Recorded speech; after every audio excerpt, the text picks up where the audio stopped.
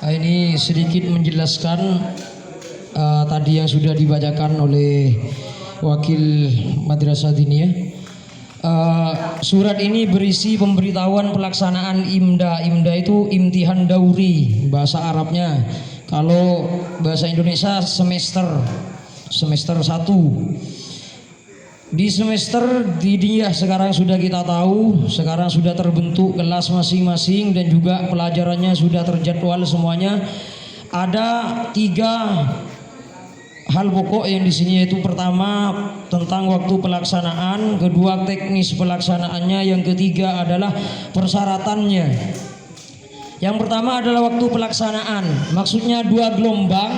Nanti di ujiannya akan 2 kali ujian.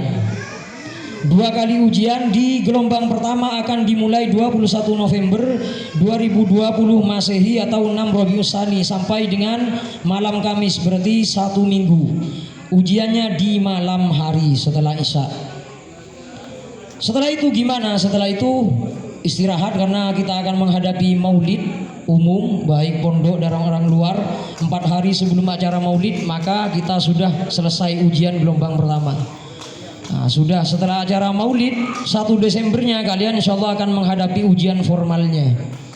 Setelah selesai ujian formal maka akan disambung lagi ujian diniyah gelombang kedua, yaitu akan berlanjut pada malam minggu 13 Desember 2020 atau 28 Rabiul Tsani sampai dengan 16 Desember 3 malam.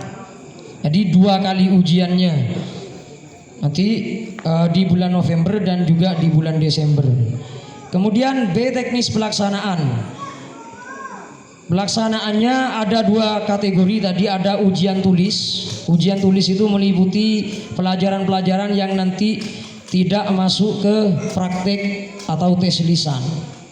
Kemudian ada ujian praktek atau tes lisan. Seperti apa? Ujian baca kitab.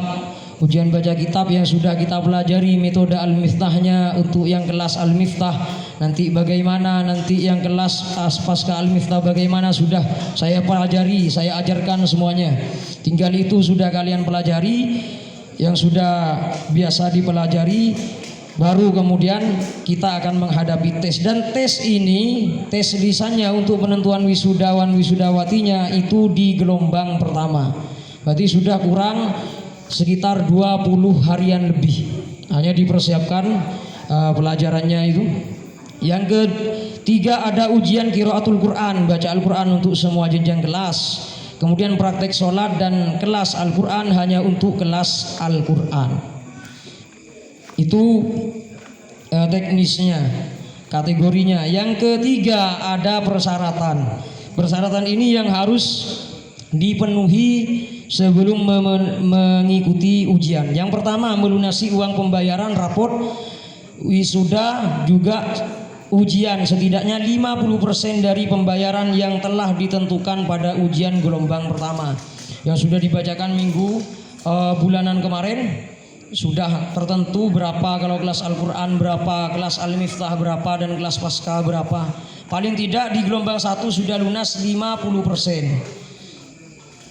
Kemudian yang kedua melunasi uang syahriyah yang sudah diumumkan kemarin. Uang kas pondok sekarang sudah beralih ke Madrasah Diniyah, 5.000 per bulan.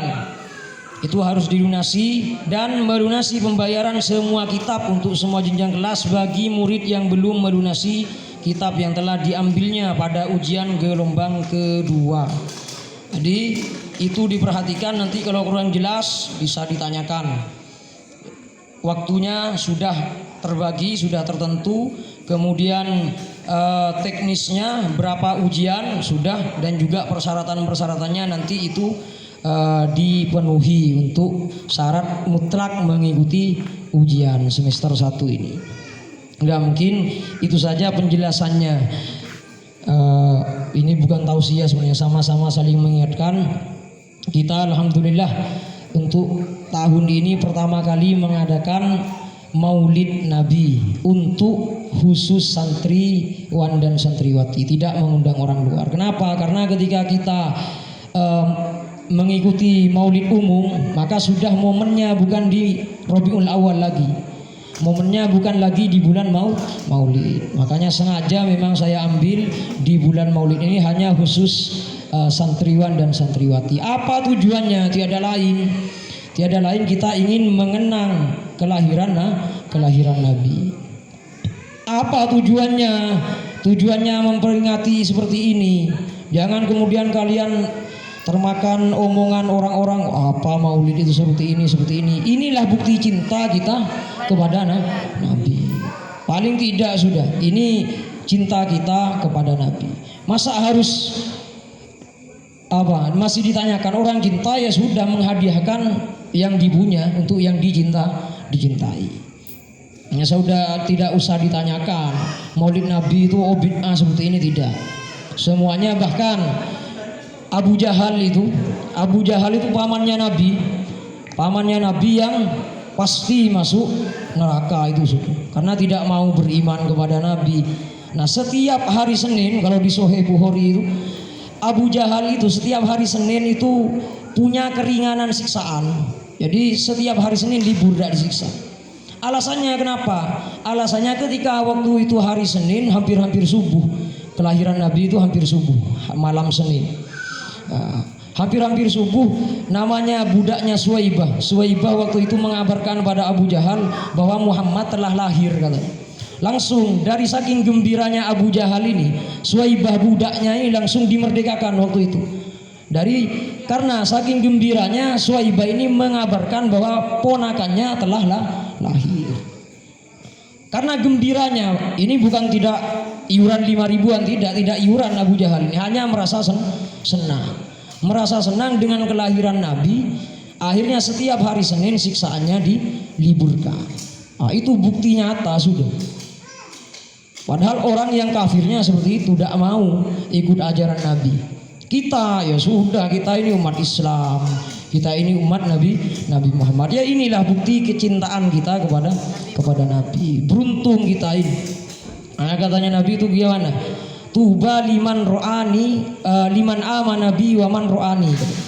Sungguh beruntung orang yang beriman kepada saya dan pernah melihat saya, yaitu para sahabat. Jadi sahabat itu yang beriman sekaligus melihat Nabi. Walaupun pernah melihat Nabi tapi tidak beriman, ya bukan sahabat namanya. Kemudian kita ini 3 kali disebutkan oleh Nabi, tuba, summa tuba, katanya.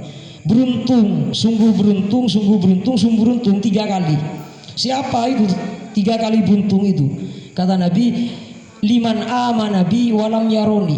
Orang yang beriman dengan saya tapi tidak pernah melihat saya. Kita ini sudah. Kita percaya bahwa Nabi Muhammad itu utusan Allah. Buktinya kita dengan merayakan Maulid ini sudah bukti nyata kita percaya kepada adanya Nabi, utusan Allah. Padahal kita tidak pernah melihat Nabi. Itu sungguh beruntung, 3 kali beruntungnya, melebihi para sahabat. Nah, gimana sekarang menumbuhkan rasa cinta itu? Menumbuhkan rasa cinta, pertama harus kita tahu bagaimana sirahnya Nabi, sejarahnya Nabi, tentang cintanya Nabi kepada umatnya, kemudian pengorbanannya Nabi. Hanya ada suatu riwayat Nabi itu pernah ketika membaca Al-Quran, ketika sampai kepada perkataannya Nabi Isa itu, kunta antar raqiba alaihim wa anta ala kulli syai'in syahid. Jadi ketika membaca kunta antar raqiba alaihim, engkau itu ya Allah maha mengetahui terhadap makhluknya Allah. Ini perkataan Nabi Isa ini. Kunta antar raqiba alaihim wa anta ala kulli syai'in syahid. Engkau melihat makhlukmu itu mengerjakan apa saja dilihat oleh Allah. Katanya Nabi Isa bagaimana terus, wa in taghfir lahum fa in tu'adzibhum fa innahum ibaduk. Ketika engkau menyiksa umatmu yang melakukan maksiat, yang melakukan dosa, maka terserah engkau karena mereka itu hamba-hambamu. Tapi wa in taghfir lahum fa innaka antal azizul hakim. Tapi ketika engkau mengampuni umat-umatmu yang banyak dosanya, maka sesungguhnya engkau itu maha yang bijaksana dan juga agung.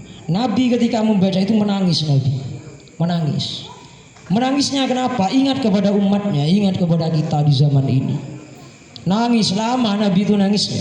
Padahal kita tahu Satu tetesan Nabi saja dibandingkan kita nangis tahun tidak ada gunanya tetesan air mata kita. Nabi itu sampai menangis lama nangisnya mengingat umatnya. Dan juga ingat pada perkataannya Nabi Ibrahim. Gimana Nabi Ibrahim ketika perkataan dalam Al-Quran, wa man ittaba'ani fa innahu minni. Barang siapa yang ikut kepada saya, kata Nabi Ibrahim, maka dia termasuk dari golongan saya, kata Nabi Ibrahim. Wa man asani fa innaka antal ghafurur rahim. Dan barang siapa yang durhaka pada engkau ya Allah, maka engkau itu maha pengampun. Dimintakan ampun oleh Nabi Ibrahim. Dan Nabi itu menangis membaca ayat ini. Menangis, ingat kepada siapa? Ingat kepada umatnya. Hanya ketika Allah tahu, karena Allah maha tahu, hanya Allah menurunkan malaikat Jibril. Ini hadis qudsi di Sahih Bukhari itu, inzil ila abdi Muhammad, katanya, turunlah kamu kepada hamba saya itu Muhammad. Fakul lahu ma yubkika, apa yang membuat engkau menangis? Turun sudah malaikat Jibril. Malaikat Jibril akhirnya bertanya, faqala lahu ma yubkika, apa yang membuat engkau menangis? Katanya dijawab, faqala lahu, Nabi Muhammad menjawab, qara'tu maratu ala hadhil ayah, saya membaca ayat ini, yaitu perkataan Nabi Isa, barang siapa yang bermaksiat tentang umatnya maka itu hambanya engkau, yang terserah engkau ampuni, yang engkau siksa terserah.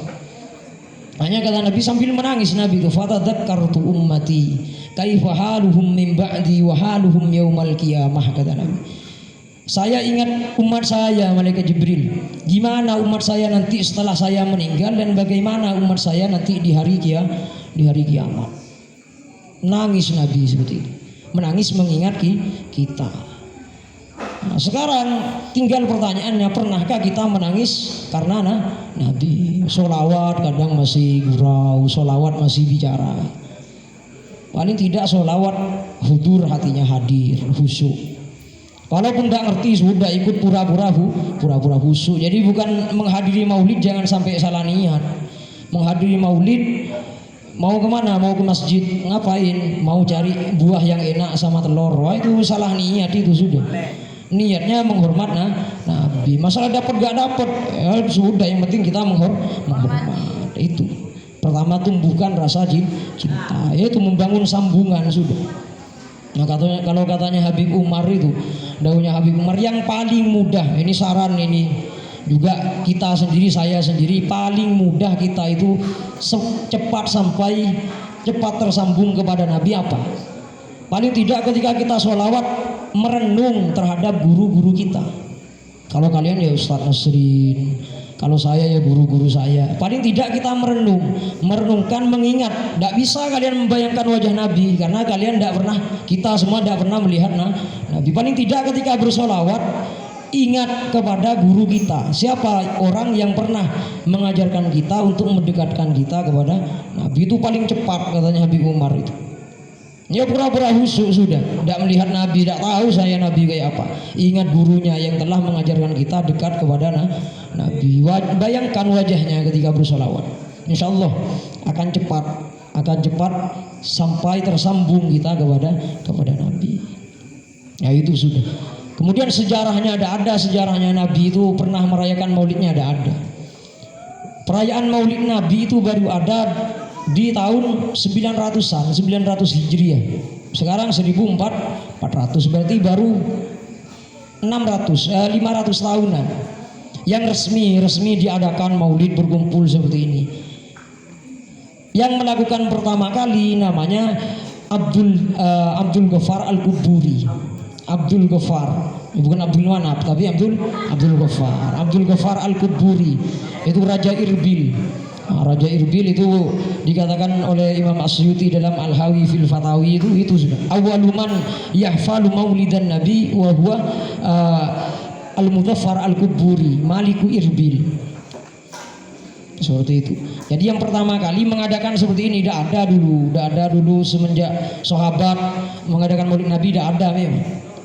Tapi pengarang maulid yang dibaca tadi Habib Muhammad Ali Al-Habsyi itu sudah tahun 300 Hijriaan itu sudah. Apalagi yang pertama Maulid Barzanji, Maulid Daibai, Itu sudah ada dari dulu. Jadi kita ada usah ragu tentang Maulid Nabi sudah. Ikuti guru-guru kita, yang penting bentuk cinta kita kepada Nabi. Itu saja yang perlu ditanamkan, rasa cintanya kepada Nabi. Kemudian taatnya juga kepada ajaran Nabi. Ya mungkin itu saja dari saya. Intinya kita apa? Kita tidak usah ragu tentang apa yang kita lakukan. Ini sudah dari dulu kita harus mantap, harus terus melaksanakan seperti itu.